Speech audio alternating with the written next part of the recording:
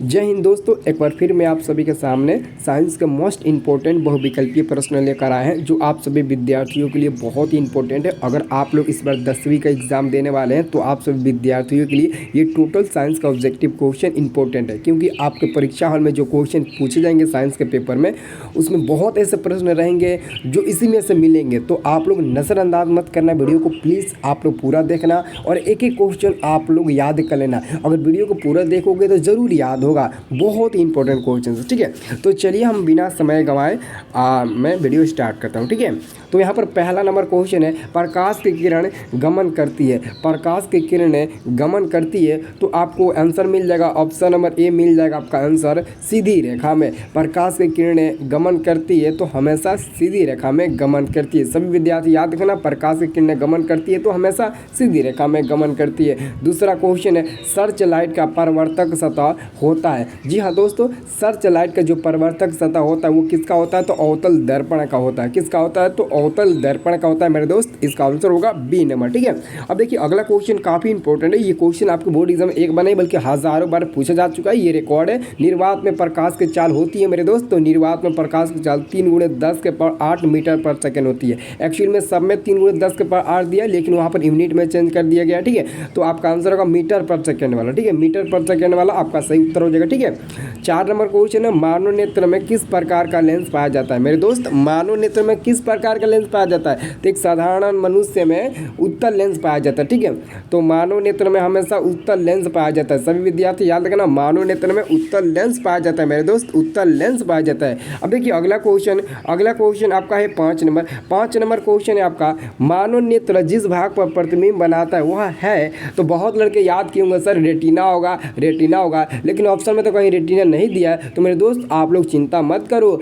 Retina का दूसरा नाम होता है दृष्टि पटल। याद रखना, क्योंकि एग्जाम में रेटिना की जगह पर दृष्टि पटल भी दे देता है, तो आप लोग कंफ्यूज ना हो, इसलिए दृष्टि पटल भी आप लोगों से पूछ सकता है। ठीक है, तो आपका रेटिना ही होगा, यानी कि रेटिना का दूसरा नाम होता है दृष्टि पटल। तो दोनों को याद रखना, रेटिना और दृष्टि पटल। ठीक है, 6 नंबर क्वेश्चन है, सामान्य नेत्र का दूरबिंदु। सामान्य नेत्र का दूरबिंदु कह दिया तो दूरबिंदु अनंत हो जाएगा, यानी कि आप अपनी आंखों से कितनी दूरी देख सकते हैं? तो आप बोलेंगे अनंत दूरी देख सकते हैं, क्योंकि आसमान को देखेंगे तो वो समझ लीजिए अनंत ही ना है, तो आप अनंत दूरिया को देख सकते हैं। ठीक है, एक सामान्य नेत्र का दूरबिंदु जो होता है ना वो अनंत होता है मेरे दोस्त। क्या होता है? अनंत होता है। ठीक है, तो जो भी स्टूडेंट हमारे इस चैनल पर नए आए हैं ना, तो उनके लिए मैं ऑफर देता हूँ बिल्कुल फ्री में, 1 भी रुपया बिना पेड किए आप हमारे व्हाट्सएप ग्रुप में जुड़ जाइए। व्हाट्सएप ग्रुप में जुड़ने के लिए आपको मैं 1 भी रुपया नहीं लूँगा, बल्कि व्हाट्सएप ग्रुप के माध्यम से आपको जो भी विषय कमजोर होगा विषय उसको मैं मजबूत कर दूंगा। मैथ का तो मैं जीरो से हीरो बना दूंगा आप लोगों को। ठीक है, तो जाकर हमारा व्हाट्सएप ग्रुप जरूर आप लोग ज्वाइन कर लीजिए, डिस्क्रिप्शन बॉक्स में आपको लिंक मिल जाएगा। ठीक है,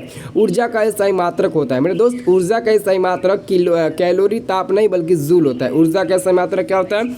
जूल होता है। ठीक है, सब लोग देख लेना। ठीक है, अगला क्वेश्चन देखिए, अगला क्वेश्चन आपका निम्न में किसका अर्थ जल है? निम्न में किसका अर्थ जल होता है? तो हाइड्रो का अर्थ होता है जल। क्या होता है? हाइड्रो का अर्थ होता है जल। आपका आंसर होगा डी नंबर। अगला क्वेश्चन है 9 नंबर, विद्युत धारा का एसआई मात्रक। तो देखिए विद्युत धारा का जो एसआई मात्रक होता है वो इलेक्ट्रिक करंट होता है। इलेक्ट्रिक करंट तो उसको इंग्लिश में बोलते हैं, उसका क्या होता है? एसआई मात्रा यानी कि एसआई न्यूटन, तो एम्पियर होता है। आंसर क्या होगा जी? एम्पियर होता है। ठीक है, सब लोग अच्छे से याद रखना, एम्पियर होता है। ठीक है, चलिए अगला क्वेश्चन बहुत ही इंपॉर्टेंट है। अगला क्वेश्चन आपका 10 नंबर प्रश्न, 1 वोल्ट कहलाता है, तो 1 वोल्ट बराबर 1 जूल पर कूलम होता है। जूल पर कूलम, आंसर याद रखिएगा, जूल पर कूलम होता है। ठीक है, आंसर होगा बी नंबर, जूल पर कूलम। ठीक है, 11 नंबर क्वेश्चन, घरों में विद्युत से दुर्घटना किसके कारण होती है? तो दोस्त घरों में जो विद्युत से दुर्घटना होती है वो हमेशा शॉर्ट सर्किट के कारण ही होती है। आप लोग ज़्यादातर देखे होंगे कि आपके घर में जब तार शॉर्ट करता है तो पूरी घर की लाइट जो है वो बंद हो जाती है, घर अंधेरा हो जाता है, और उस समय कई ऐसे दुर्घटना भी हो जाती है, आग लग जाती है। ठीक है, तो ये सब किसके कारण होती है? तो तार जब आपस में शॉर्ट खाता है ना, उसी कारण होती है। ठीक है, उसी कारण ये सब होता है। ठीक है, चलिए अगला क्वेश्चन आपका, फ्लेमिंग के वाम हस्त नियम में अंगूठा जो है ना वो किसकी दिशा को संकेत करता है? सबसे पहले अगर अंगूठा का बात आए तो समझ लेना अंगूठा से हम लोग बल देंगे तो अपना आंसर हो जाएगा बल। यहाँ पर अंगूठे से मतलब दबाने का कोशिश करेंगे तो वहाँ पर बल उत्पन्न होगा, यानी कि फोर्स उत्पन्न होगा, तो आपका आंसर होगा बल। ऐसे आप लोग ट्रिक से याद करिएगा तो किसी भी क्वेश्चन को आप आसानी से याद कर सकते हैं, ठीक है। अगला क्वेश्चन है आपका 13 नंबर प्रश्न है ग्लोबल वार्मिंग के लिए उत्तरदायी गैस। तो ग्लोबल वार्मिंग के लिए उत्तरदायी गैस कार्बन डाइऑक्साइड होती है, आंसर होगा सी नंबर कार्बन डाइऑक्साइड होती है। 14 नंबर क्वेश्चन है साग सब्जियों का विघटित होकर कंपोस्ट बनना किस प्रकार की अभिक्रिया। तो इसका आंसर होगा ऊष्माक्षेपीय अभिक्रिया। क्या होगा मेरे दोस्त, ऊष्माक्षेपीय अभिक्रिया। साग सब्जियों का विघटित होकर कंपोस्ट बनना किस प्रकार की अभिक्रिया, तो ऊष्माक्षेपीय अभिक्रिया, ठीक है। अगला क्वेश्चन आपका है उपचयन वह प्रक्रिया है, उपचयन वह प्रक्रिया जिसमें ऑक्सीजन का योग होता है, हाइड्रोजन का वियोग और इलेक्ट्रॉन का त्याग। बिल्कुल इसका आंसर होगा डी नंबर, तीनों होता है, ए बी सी तीनों इसका आंसर होगा। तो आंसर हम लोग टिक लगा देंगे डी नंबर पर, ठीक है। चलिए अगला क्वेश्चन है निम्नलिखित में कौन ऑक्सीकारक। तो बहुत लोग आंसर ए नंबर पर, कितने लोग सी नंबर पर टिक लगा देंगे, जबकि इसका आंसर होगा सी हो, ठीक है। निम्नलिखित में कौन ऑक्सीकारक है, CO हो जाएगा, ठीक है। अगला क्वेश्चन आपका 17 नंबर दोस्त, 17 नंबर क्वेश्चन है किसी अम्लीय विलयन का pH मान होता है। देखिए अम्लीय विलयन का pH मान कभी भी 7 से कम होता है, 7 से कम यानी कि 7 भी नहीं होगा, 6 होगा, 5 होगा, 4 होगा, 3 होगा, 2 होगा, यानी कि 7 से कम, 7 को छोड़ दो, 7 से कम रख लो, ठीक है। तो आंसर हो जाएगा आपका सी नंबर अम्लीय विलयन का मान, अम्लीय विलयन का pH मान 7 से कम। और क्षारीय विलयन का मान पूछे तो आप लोग 7 से अधिक बता देना, अगर उदासीन का पूछे तो आप लोग 7 बता देना, ठीक है। अगला क्वेश्चन 18 नंबर सोडियम कार्बोनेट का अणुसूत्र। जी हाँ दोस्तों, सोडियम कार्बोनेट का अणुसूत्र जो सोडा कहलाता है, ठीक है, सोडा SB कहलाता है, यानी कि ऑप्शन नंबर ए होगा, ठीक है, धोवन सोडा, ठीक है, इसको धोवन सोडा भी बोलते हैं सोडियम कार्बोनेट को। Na2CO3 ये आपका सोडियम कार्बोनेट का अणुसूत्र हो गया, ठीक है। चलिए अगला क्वेश्चन आ गया 19 नंबर प्रश्न है चूना पत्थर खरिया एवं संगमरमर किसका विविध रूप है, ठीक है। तो बहुत लोग चूना पत्थर नहीं समझ पाते, देखिए चूना पत्थर खरिया एवं संगमरमर किसका विविध रूप है। तो इसका आंसर हो जाएगा आपका डी नंबर वाला कैल्शियम कार्बोनेट। कैल्शियम कार्बोनेट को ही हम लोग संगमरमर खरिया फिर चूना पत्थर बोलते हैं, ठीक है। बुझा हुआ चूना तो ये सी नंबर वाला हो जाएगा। और ऑप्शन नंबर ए होगा बेकिंग सोडा, बट यहाँ पर जो ऑप्शन नंबर डी नंबर में दिया ये तो आपका हो जाएगा संगमरमर खरिया यानी कि चूना पत्थर। ये तीनों का मतलब एक ही हुआ और तीनों में से कोई भी पूछे तो आप लोग यही टिक लगाइएगा, ठीक है। 20 नंबर क्वेश्चन है जठर रस का pH मान लगभग। तो जठर रस का pH मान लगभग में कह रहा है तो 1.2 हम लोग टिक लगा सकते हैं, लगभग 1.2 के बराबर होता है, ठीक है। चलिए अगला क्वेश्चन है 21 नंबर प्रश्न है लोहा से जिंक लेपित करने की क्रिया को कहते हैं। देखिए लोहा को जिंक से लेपित करने की क्रिया को हम लोग गैल्वेनीकरण के अलावा और कुछ नहीं कर, संक्षारण बोलेंगे तो वो करोजन हो जाएगा, वो तो नहीं होगा। लोहा से जिंक लेपित करने की क्रिया को हम लोग गैल्वेनीकरण बोलते हैं, ठीक है। चलिए अगला क्वेश्चन 22 निम्नलिखित में कौन आयनिक यौगिक है। ये क्वेश्चन आपके बोर्ड एग्जाम में हर बार रिकॉर्ड तोड़ता है, ठीक है। तो मैं कोशिश करूंगा कि इसका आंसर आप लोग कमेंट करके जरूर बता सकते हो, ठीक है। इसका आंसर मैं आपको बता देता हूँ, डी नंबर वाला नहीं होगा, ABC इसमें से कोई इसका आंसर होगा। अब समझ लीजिए कि इसका आंसर मैं आपको बता दूं सी और बी में से कोई होगा। तो इसका आंसर कमेंट करके आप लोग बताइए तो इसका आंसर क्या होगा, ठीक है सभी विद्यार्थी, ठीक है। देखिए अगला क्वेश्चन है 23 नंबर, काफ़ी महत्वपूर्ण क्वेश्चन है। बॉक्साइट निम्नलिखित में किस धातु का अयस्क है।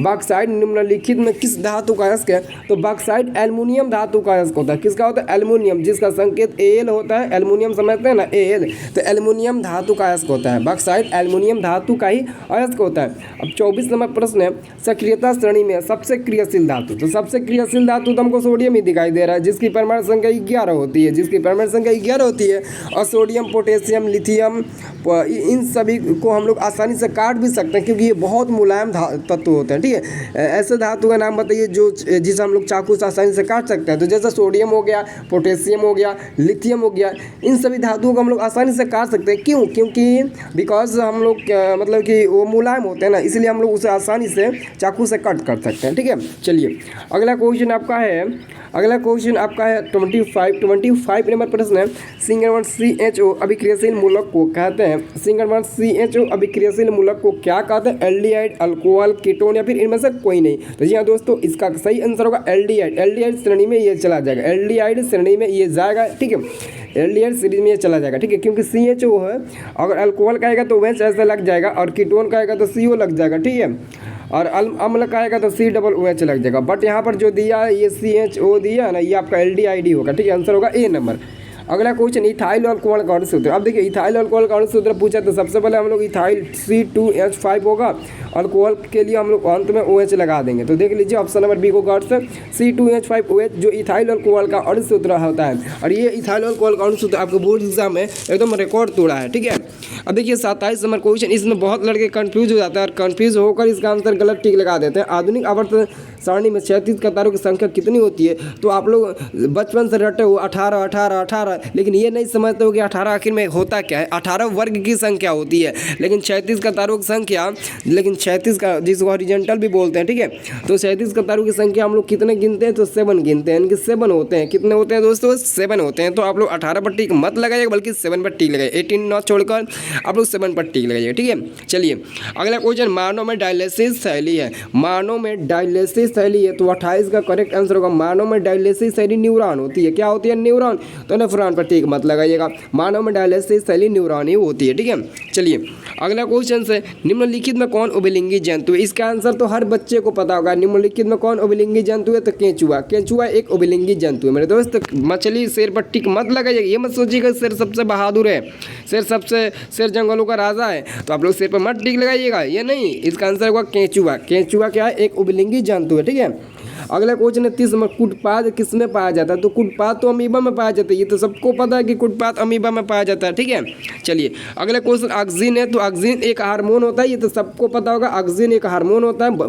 बायो का क्वेश्चन है 32 नंबर प्रश्न, मनुष्य के शरीर की सबसे बड़ी ग्रंथि। मनुष्य की शरीर की सबसे बड़ी ग्रंथि क्या होती है? लीवर होती है। लीवर होती है। और जैसे हम लोग रेटिना को दूसरा नाम देते हैं दृष्टिपटल, ठीक वैसे ही दोस्तों लीवर का हम लोग दूसरा नाम देते हैं यकृत, जो आप लोगों को याद होगा और आप लोगों ने इसका नाम भी सुना होगा।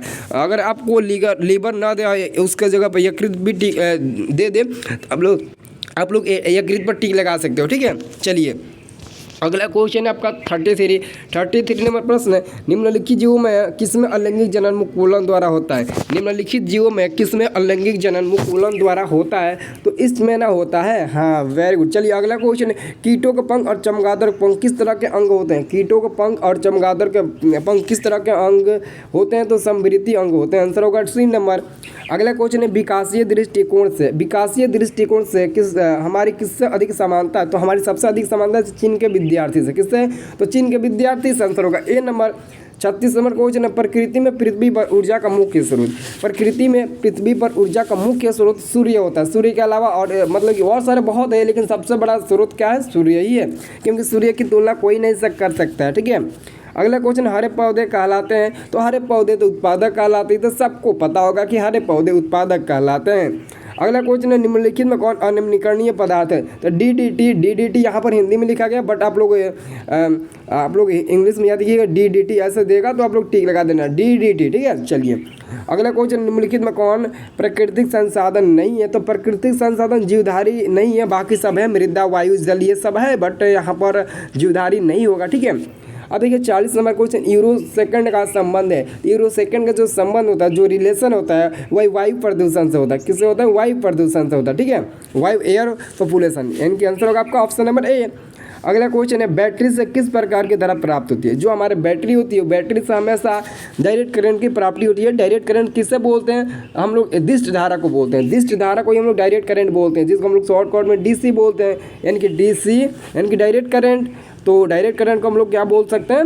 यानी कि दिष्ट धारा से ही हम बैटरी से हमेशा दिष्ट धारा ही प्राप्त होती है, यानी कि डायरेक्ट करंट प्राप्त होती है, ठीक है। अगला क्वेश्चन आपका है 42 यानी कि 42 नंबर प्रश्न है, निम्नलिखित में कौन जैव मात्रा ऊर्जा स्रोत का उदाहरण नहीं है? तो आपका हो जाएगा नाभिकीय ऊर्जा ही जैव मात्रा ऊर्जा स्रोत का उदाहरण नहीं है, बट यहाँ पर गोबर गैस कोयला लकड़ी सब है, लेकिन आपका ये क्या है? नाभिकीय ऊर्जा नहीं है, ठीक है। अगला क्वेश्चन है, इनमें से कौन नवीकरणीय ऊर्जा स्रोत है? अब आप लोग बताइए नवीकरणीय ऊर्जा स्रोत किसे कहते हैं? तो मैंने आपको कई सारे वीडियो बताया कि नवीकरणीय ऊर्जा स्रोत उसे कहते हैं जिसे यूज़ करने के बाद बार बार हम लोग उस उपयोग में ला सकते हैं। जैसे कि सौर ऊर्जा, इसको एक बार यूज़ कर लिए फिर उसको हम लोग यूज़ में ला सकते हैं, बट यहाँ पर कोयला, पेट्रोल और यहाँ पर प्राकृतिक गैस को एक बार यूज़ कर लेने के बाद दोबारा उसको यूज़ नहीं कर सकते। अगर कोयले को आप एक बार जला लोगे तो फिर दोबारा जला सकते हो, नहीं जला सकते, जलेगा ही नहीं, ठीक है। अगला क्वेश्चन है, निम्न में कौन अवकारक है? अवकारक पूछा तो O2 एक अवकारक हो जाएगा, ठीक है। अब देखिए अगला क्वेश्चन, निम्नलिखित में पीएच का कौन सा क्षारक विलयन का मान देता है। तो सिंपल में समझिए कि क्षारीय विलयन का मान पूछा है, तो क्षारीय विलयन का मान क्या होता है, 7 से अधिक होता है। तो 7 से अधिक आपको एक ही दिखाई दे रहा है 13, बाकी इसके अलावा कोई नहीं है, या तो 7 है या तो 7 से कम है। तो 7 से अधिक वाला पर हम लोग को टिक लगाना है। अगला क्वेश्चन है, निम्नलिखित में कौन सही है। देखिए इसमें से एक है जो किसी न किसी का रासायनिक सूत्र दिया है और वो सही होगा। देखिए सोडियम कार्बोनेट डेकाहाइड्रेट, देखिए सोडियम कार्बोनेट डेकाहाइड्रेट को पकड़िए, तो यही शायद होगा, हमको लगता है यही शायद होगा। ठीक है, एक बार देख लीजिएगा इस क्वेश्चन को। ठीक है, हमको थोड़ा दिमाग पर चढ़ रहा है, यही होगा सोडियम कार्बोनेट डेकाहाइड्रेट, शायद हमको लगता है तुतिया का रासायनिक सूत्र होता है। ठीक, एक बार देख लीजिएगा। ठीक है, अगला क्वेश्चन है 47 में प्रश्न है, लिटमस रंजक बैंगनी का रंग होता है जो निकाला जाता है, तो हमेशा वो निकाला जाता है लाइकेन से निकाला जाता है। कहाँ से निकाला जाता है? लाइकेन से। इनके लिटमस रंजक बैंगनी का रंग होता है जो निकाला जाता है तो लाइकेन से। ठीक है, अगला क्वेश्चन है 48, शुष्क बुझा हुआ चूना पर क्लोरीन गैस की क्रिया से कौन सा पदार्थ बनता है। तो मैं आपको इस क्वेश्चन को अच्छे से समझा देता हूँ, क्योंकि ये क्वेश्चन आपके एग्जाम में आएगा कंफर्म है कि शुष्क बुझा हुआ चूना पर क्लोरीन गैस की क्रिया से कौन सा पदार्थ बनता है। जैसे मान लेते हैं बुझा हुआ चूना समझते हैं ना, CaOH का होल्ड ट्वाइस। ठीक है, CaOH का होल्ड, Ca बुझा हुआ चूना, जब इसमें हम क्लोरीन गैस डालते हैं तो ये कौन सी विक्रिया होती है, तो बिरंजक चूर्ण की प्राप्ति होती है। बिरंजक चूर्ण का सूत्र क्या होता है, कैल्शियम ऑक्सीक्लोराइड होता है। तो यही आपका बनेगा 110% यही बनेगा कि बिरंजक चूर्ण का सूत्र कैल्शियम ऑक्सीक्लोराइड। सभी बच्चे याद रखना, कैल्शियम ऑक्सीक्लोराइड की निर्माण होगा। ठीक है, तो बच्चों ये वीडियो आप लोगों को कैसा लगा कमेंट सेक्शन में अपना राय जरूर दीजिएगा, और आप लोग हमें ये कमेंट करके जरूर बताइए कि आपको किस विषय में कमजोरी महसूस होती है, कौन सा विषय आपका कमजोर है। मैं देखूंगा आप लोगों को, जो भी विषय आपका कमजोर होगा जीरो से एकदम हीरो बनाऊंगा, बट आप लोग ना सपोर्ट करना। ठीक है, और जो डिस्क्रिप्शन बॉक्स में हम आपको लिंक दिए व्हाट्सएप ग्रुप का, उस व्हाट्सएप ग्रुप का आप लोग जरूर ज्वाइन करिएगा, एकदम जरूर ज्वाइन करिएगा। ठीक है, तो चलिए मेरे दोस्त मिलते हैं अगले वाले वीडियो में, तब तक के लिए जय हिंद जय भारत।